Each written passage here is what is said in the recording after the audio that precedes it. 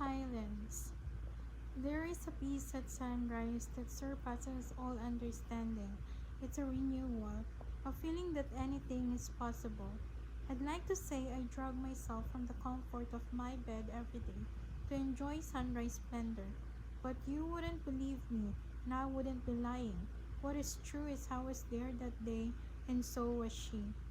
There is a connection between sunrises just because they are sunrisers.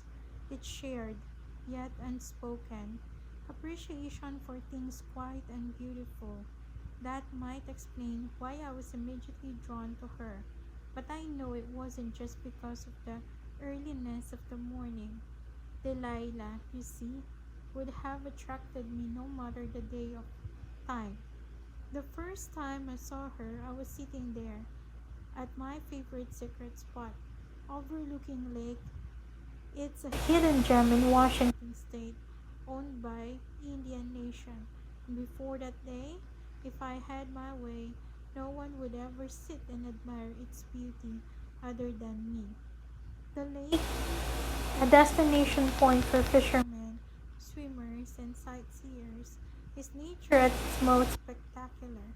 It is located deep in the Olympic National Forest. It isn't easy to find, even if you're looking for it. Once discovered, even the most magnanimous outdoorsmen will keep the secret to themselves. In an era where true often free time is wasted in front of a flat screen TV, Lake Quinault is a reminder of a reason for taking vacations, and the sunrise over the lake is God's definition of must see. That particular trip occurred in early summer.